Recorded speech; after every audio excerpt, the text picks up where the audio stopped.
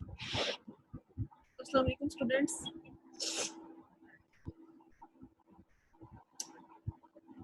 Hello, अस्सलाम वालेकुम।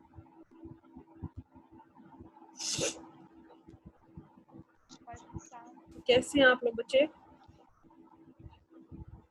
ठीक है।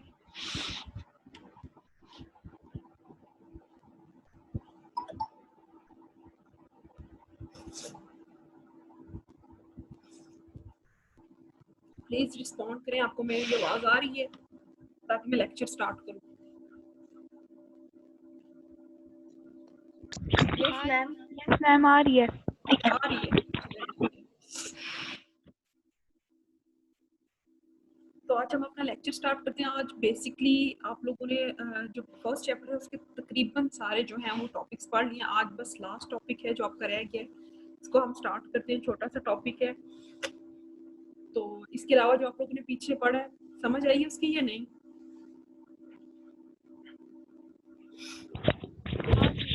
आ गई है मैम। आगे अच्छा आ गई, वेरी गुड।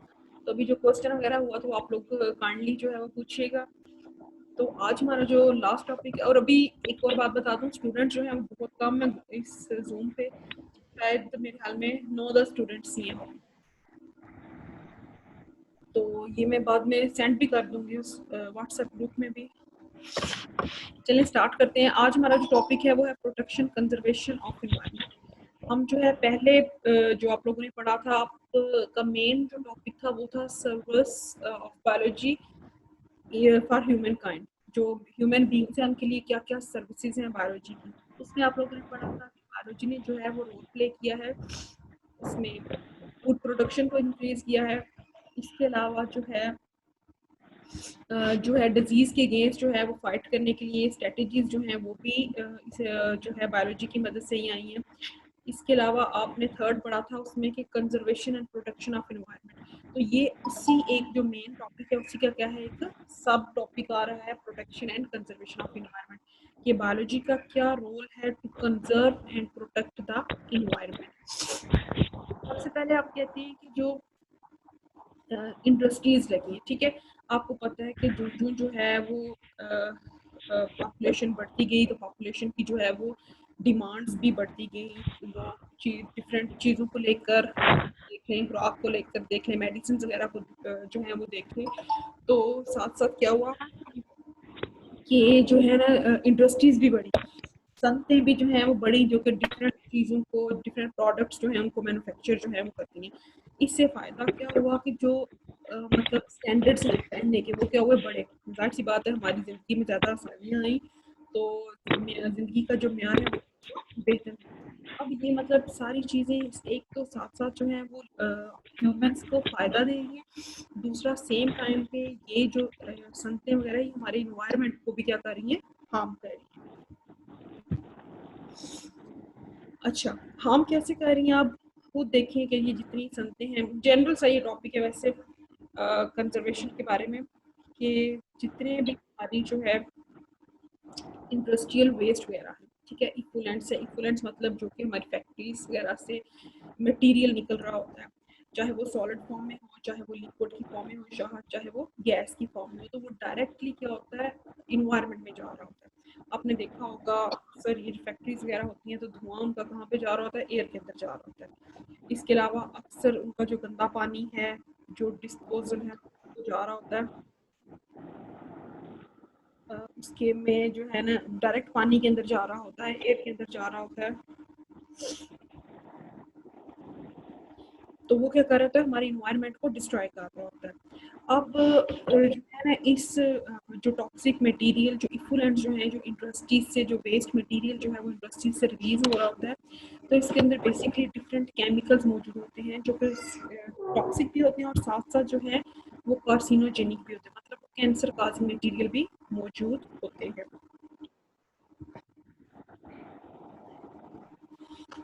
अच्छा, अब इसमें क्या होता है कि इसके अलावा साथ साथ उन्होंने ये बात भी मेंशन की है कि हमारी जो है ये जो ट्रांसपोर्ट के लिए यूज़ करते हैं व्हीकल्स वगैरह, गाड़ियाँ वगैरह यूज़ करते हैं, तो उनके चलने से भी उनमें भी जाहिर सी बात है पेट्रोल वगैरह यूज़ होता है, तो वो क्या कर रहा होता है कि उसमें भी हैवी मेटल्स यूज़ हो रही होती हैं, ठीक है। इसके अलावा जो चमड़े के कारखाने हैं, ये जो टैनरीज वर्ड है, चमड़े के कारखाने हैं, जो वहाँ पे भी जब चमड़े को किया जाता है, प्रोसेस किया जाता है, तो क्रोमियम वगैरह जो है वो रिलीज होता है। ये सारा जो है ये ह्यूमन हेल्थ के लिए क्या होते हैं, नुकसानदेह होती है। जितने भी हैवी मेटल्स आ रही हैं, क्रोमियम है, लेड वगैरह है, ये क्या कर रही होती है, जब ये इन्वायरमेंट में रिलीज होती हैं तो ये इन्वायरमेंट को पोल्यूट जो है वो कर रही होती है।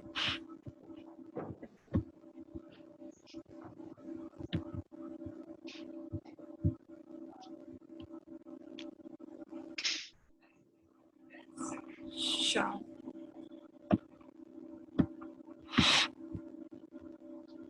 स्टूडेंट्स जो हैं वो साथ साथ ऐड होते जा रहे हैं, तो यहीं से फिर जो है वो कंटिन्यू करें। अच्छा, इसके अलावा हम कहते हैं कि अब ये जितनी भी ये सारी देखिए ना, जितने भी मेटल्स वगैरह हैं, जितने भी हैवी मेटल्स जो हैं वो इन्वायरमेंट के अंदर जा रहे हैं, तो हमें किसी ना किसी तरह से इनको क्या करना है, सॉर्ट आउट करना है, इनको जो है वो क्या करना है, इनको एड्रेस करना है, ताकि हम अपना जो इकोसिस्टम है उसको हम सेव कर सकें। अब हमारे इकोसिस्टम में जाहिर सी बात है कितने ज़्यादा लिविंग कंपोनेंट्स मौजूद हैं, जिसमें हम कहते हैं कि माइक्रो ऑर्गेनिजम्स मौजूद हैं, बैक्टीरिया है, फंजाई है, एक्वेटिक ऑर्गेनिजम्स जो हैं वो मौजूद हैं। अगर हम ये जो हमारा इफ्लुएंट्स आ रहे हैं, जो हमारा वेस्ट डिस्पोजल हो रहा है, अगर हम इसको सही से डिस्पोज नहीं करेंगे, इसकी प्रॉपर प्रोसेसिंग नहीं करेंगे, तो ये हमारे इकोसिस्टम को क्या कर देगी, डिस्टर्ब करके रख देगी। ठीक है, फर्स्ट करें हम कहते हैं कि यही जो है ये जो टॉक्सिक मटेरियल है ये जा रहे हैं एक्वेटिक इकोसिस्टम के अंदर। ठीक, वहाँ पे क्या होती है, फिशेस हैं, वहाँ पे प्लांट्स हैं, वहाँ पे माइक्रो ऑर्गेनिजम्स हैं, तो ये उनको क्या कर लेंगे, उनके लिए रेस्पिरेटरी डिजीजेस जो हैं वो काज कर सकते हैं। जैसे हम कहते हैं क्रोमियम है, ठीक है, क्रोमियम अगर जाएगा, अगर ह्यूमंस की हम बात करें तो क्रोमियम क्या होता है कि अगर हम किसी तरह से इसको इनहेल कर लें, ठीक है, किसी चीज़ में ये शामिल हो जाएगा और हम जो है वो इसको इनहेल कर लें, तो हमें ये रिस्पिरेटरी प्रॉब्लम काज कर सकता है, स्किन से रिलेटेड जो है वो डिजीजेस काज कर सकता है। तो ये एज सच जो है ना काफ़ी डेंजरस होते हैं। और ज़ाहिर सी बात है, अगर आपको ये भी पता है कि हमारे इकोसिस्टम में क्या होता है कि हर स्पीशी जो है दूसरी स्पीशी के ऊपर डिपेंड कर रही होती है, उससे रिलेट कर रही होती है, और इसी तरह से एक फूड चेन, फूड वेब जो है वो बनी होती है, एक दूसरे पे डिपेंडेंट होते हैं सारे स्पीशीज। अगर इसी तरह से जो इकोसिस्टम का है वो बैलेंस मेंटेन होता है। अगर कोई एक स्पीशी जो है वो क्या हो जाए, उसका लॉस हो जाए, वो खत्म हो जाए, कम हो जाए, तो उससे क्या होगा कि बाकी जो है उन पे भी क्या पड़ेगा, असर पड़ेगा। अब ये तो हम प्रॉब्लम्स देख रहे हैं कि ये जो है वो प्रॉब्लम्स हो रही हैं। अब बेसिकली क्या है कि अब जो बायोलॉजी है उसने क्या किया है कि इंसानों की तवज्जो जो है वो इस बात की तरफ भी लाई है कि ये ऐसा भी होता है कि ये वाले जो हमारे वेस्ट हैं वो हमारे एनवायरनमेंट को, हमारे जो बायोलॉजिकल कंपोनेंट्स हैं उनको क्या करें, डिस्ट्रॉय करें। इसलिए हमें इनके जो है वो सोल्यूशन की कोशिश करनी चाहिए। डिफरेंट मेथडोलॉजीज जो हैं वो डेवलप की गई हैं। अब उसमें एक मेथड आता है बायो रेमिडिएशन। अच्छा, ये जो टर्म्स आ रही है ये बात याद रखनी है, जितनी आपने टर्म्स पढ़ी है इस चैप्टर में ये बहुत इंपॉर्टेंट है, और ये अक्सर पेपर में एज अ शॉर्ट क्वेश्चन के तौर पे आती है। तो हम बच्चे जो है आप लोग फिर क्या कर देते हैं, मिक्स कर देते हैं उनको। बायो रेमिडिएशन की जब मैं बात कर रही हूँ, बायो रेमिडिएशन ये एक टर्म है जिसको हम यूज करते हैं to treat the industrial effluents. मतलब जितने भी जो टॉक्सिक मटेरियल्स हैं उनके ट्रीटमेंट के लिए, उनको लेस टॉक्सिक बनाने के लिए या उनको रिमूव करने के लिए हम मेथड यूज करें, तो उसमें हमने पहला मेथड देखा है बायो रेमिडिएशन का।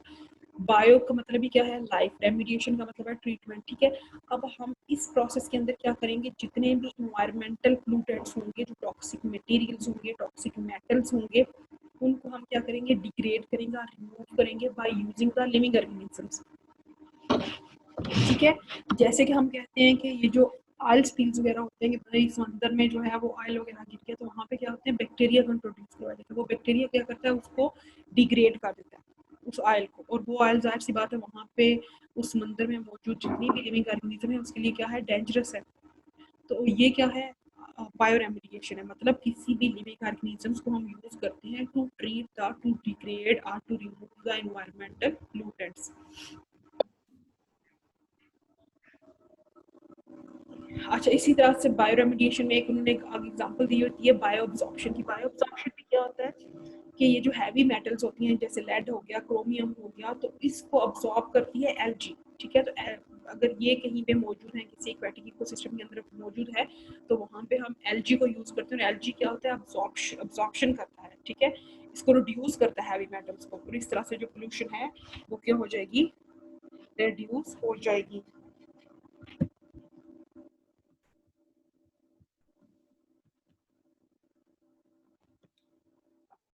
अच्छा अच्छा, नेक्स्ट जो है हम कहते हैं कि इसके अलावा जो बायोलॉजिस्ट होते हैं वो वर्क कर रहे हैं किस पे? इंडेंजर्ड स्पीशीज पे। अब सबसे पहला क्वेश्चन ये है कि इंडेंजर्ड स्पीशीज जो हैं वो क्या होती हैं? इंडेंजर्ड स्पीशीज बेसिकली हम जो स्पीशीज होते हैं उनको डिफरेंट कैटेगरीज में डिवाइड करते हैं ना, उनको देख के कि उनका नंबर हमारे इन्वायरमेंट के अंदर, हमारे इकोसिस्टम के अंदर उनका नंबर जो है वो कितना है। हर जगह डिफरेंट जो है वो इंडेंजर्ड स्पीशीज होती हैं। ये नहीं कि जो पाकिस्तान में इंडेंजर्ड स्पीशीज हैं पूरी दुनिया में वही होंगी, ऐसा नहीं होता। बल्कि हर कंट्री के अंदर वो उनका नंबर जो है वो डिसाइड करता है कि इनकी क्या कैटेगरी जो है वो है। तो इंडेंजर्ड स्पीशीज बेसिकली क्या होती है कि वो स्पीशी होती है जिसको खतरा होता है कि वो फ्यूचर में क्या हो जाएगी? एक्सटिंक्ट हो जाएगी। एक्सटिंक्ट स्पीशी क्या होती है? जो कि टोटली जो है खत्म होती है, उसको हम कहते हैं एक्सटिंक्ट स्पीशी। जो कि टोटली इन्वायरमेंट से जो है वो खत्म हो गई होती है, वो एक्सटिंक्ट होती है। और इंडेंजर्ड स्पीशीज कौन सी होगी? वो वाली स्पीशी जिसको खतरा होगा कि वो नेक्स्ट फ्यूचर में वो भी एक्सटिंक्ट हो जाएगी। मतलब उस स्पीशी के थोड़ा थोड़ा जो नंबर है वो क्या होता है? इन्वायरमेंट के अंदर मौजूद होता है। अब ज़ाहिर सी बात है, पहले हमने कहा कि ये थोड़े नंबर में ये स्पीशीज़ जो हैं वो मौजूद होती हैं, और ये स्पीशीज़ जो है प्लांट्स की भी हो सकती हैं, एनिमल्स की भी हो सकती हैं, माइक्रो ऑर्गेनिजम्स की भी हो सकती हैं। अब अगर इन स्पीशीज़ को जो है हम प्रोटेक्ट ना करें, अगर हम इनको सेव ना करें, तो ये भी क्या हो जाएंगी? ख़त्म हो जाएंगी एक दिन। तो अब इनको हमें क्या ज़रूरत है? प्रोटेक्ट करने की ज़रूरत है, इनको हमें कंजर्व करने की ज़रूरत है। तो जो बायोलॉजिस्ट हैं वो इस पे भी काम कर रहे हैं। देखिए, आप बायोलॉजिस्ट ने कंजर्व कैसे किया, प्रोटेक्ट कैसे किया इन्वायरमेंट को? पहले तो उन्होंने क्या किया? जो पोल्यूशन है, जो टॉक्सिक इन्वायरमेंट है, उनको क्या किया? रिड्यूस किया, ठीक है, यूजिंग द बायोलॉजिकल टेक्निक। चले वो समझे, वो खत्म हो गए, ठीक है, बायोलॉजिस्ट। अब दूसरा हमारा पॉइंट आ रहा है कि जो स्पीशीज जिनका नंबर ही कम है, अब हमने उनको कैसे जो है वो सेव करना है, उनको हमने कैसे जो है वो कंट्रोल करना है। तो हमने कोई इंडेंजर्ड स्पीशीज है तो हम इसको कैसे प्रोटेक्ट कर सकते हैं? कि हम क्या करेंगे, अगर तो उसको जो है ना, उसके हैबिटेट का प्रॉब्लम है। हैबिटेट क्या होता है? कि वो जगह होती है जहाँ पे कोई स्पीशी जो है वो रह रही होती है। तो हमने उस स्पीशी के हैबिटेट को क्या करना है? सेव करना है, कंजर्व करना है, प्रोटेक्ट करना है। उस स्पीशी को उसका प्रॉपर हैबिटेट जो है वो प्रोवाइड करना है, उसको फूड प्रोवाइड करनी है, उसको प्रीडेटर से बचाना है। मतलब हमने उस स्पीशी कोशिश करनी है कि उस स्पीशी के नंबर को हम बढ़ाएं, ठीक है। अगर हम उसको जो होते हैं, मतलब जो जू वगैरह होते हैं, हम उस पे भी आ सकते हैं, जहाँ पे हम उनको जो है ना वो आर्टिफिशियल कंडीशंस प्रोवाइड करें और उस स्पीशी के नंबर को हम बढ़ा सकें। तो ये होती है उसकी कि हम प्रोटेक्ट करें। हम इंडेंजर्ड स्पीशी को कैसे प्रोटेक्ट करेंगे?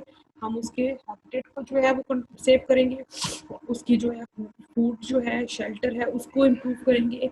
और जाहिर सी बात है, जब उसको फूड, शेल्टर, हैबिटेट जो है सब कुछ मिलेगा, तो वो क्या करेगा? उसकी जो रिप्रोड्यूस करेगा, जब वो रिप्रोड्यूस करेगा तो उसका नंबर बढ़ेगा, और स्पीशी जो है वो जो उसका क्राइटेरिया है इंडेंजर्ड, उससे क्या हो जाएगी? निकल आएगी। अब ये जनरली बात हो रही है पाकिस्तान में भी क्या है, पोल्यूशन जो है वो बेशुमार है। आप लोगों ने खुद भी देखा होगा कि जब बड़े सिटीज़ की तरफ जाते हैं, लाहौर, फैसलाबाद, कराची की तरफ जाते हैं, तो जहाँ जैसे जैसे जो है वहाँ पे पॉपुलेशन ज़्यादा है, इंडस्ट्रीज़ वहाँ पे ज़्यादा हैं, व्हीकल्स वहाँ पे ज़्यादा है, जिसकी वजह से वहाँ पे जो है पोल्यूशन भी ज़्यादा है। एयर पोल्यूशन की बात करें वो भी ज़्यादा है, जब हम वाटर पोल्यूशन की बात करते हैं तो वो भी ज़्यादा है। डैम्स के अंदर, रिवर्स के अंदर जो है, स्ट्रीम्स के अंदर बाकायदा इफ्लुएंट्स जो हैं वो डाले जाते हैं, ठीक है। सीवेज जो होता है वो भी क्या किया जाता है? पीने वाले पानी के साथ मिक्स किया जाता है। तो जब ये पानी होता है तो पीने वाले पानी के साथ जाता है या किसी रिवर के अंदर जा रहा है, तो वहाँ पे जितने भी मौजूद बायोलॉजिकल कंपोनेंट्स उसको ये डिस्ट्रॉय कर रहे हैं, उसको इफेक्ट कर रहे हैं। तो इसके लिए भी हमें जो है फर्दर जो है प्रोटेक्टिव मेजर्स लेने की ज़रूरत है। प्रोटेक्शन हो रही है, थोड़ी बहुत हो रही है, लेकिन एज सच इस पे अभी तक काम नहीं हो रहा। मतलब रूल्स बने हुए हैं, लॉज बने हुए हैं, लेकिन उनको फॉलो नहीं किया जा रहा, जिसकी वजह से पोल्यूशन जो है वो बढ़ रही है। अच्छा, तो अब इन्होंने ये कहा है कि हमें थोड़ी-थोड़ी बातें जो हैं वो चेंज करनी चाहिए। जैसे हम कहते हैं कि भई अगर हम गाड़ियों की तादाद बढ़ गई है तो हमें जो है पर्सनल जो गाड़ियाँ हैं उनको कम करके हमें पब्लिक ट्रांसपोर्ट को ज़्यादा से ज़्यादा यूज़ करना चाहिए। हमें ऐसा उनमें पेट्रोल यूज़ करना चाहिए जो कि हेवी मेटल से फ्री होता है, यानी कि लेड फ्री पेट्रोल जो है वो यूज़ करना चाहिए, ताकि हम जो है पोल्यूशन को कम कर सकें। इसके अलावा आप लोग पहले भी पढ़ते आए हैं कि रिड्यूस, रीयूज़, रीसाइक्लिंग, हमें ये जो R3 प्रिंसिपल है इसको यूज़ करना चाहिए, ताकि हम क्या करें, कम से कम जो है वो पोल्यूशन को कर सकें और एनवायरनमेंट को ज़्यादा से ज़्यादा जो है वो क्लीन कर सकें। अच्छा, आपका टॉपिक ये लास्ट टॉपिक था इस चैप्टर का, तो ये यहीं पे क्या हुआ, ख़त्म हुआ। और इसके अलावा इससे रिलेटेड जो है वो कोई क्वेश्चन है तो आप लोग पूछ सकते हैं। अच्छा, एक और बात ये है कि आप लोगों ने कल क्या करना है, आप लोगों का मैं टेस्ट लूँगी और मैं बता देती हूँ, व्हाट्सएप में ही बताऊँगी टेस्ट होगा। तो काइंडली अगर अभी मैं ये अपनी क्लोज़ करती हूँ, तो आप लोग जो है जो क्वेश्चन करना चाह रहे हैं वो क्वेश्चन कर सकते हैं।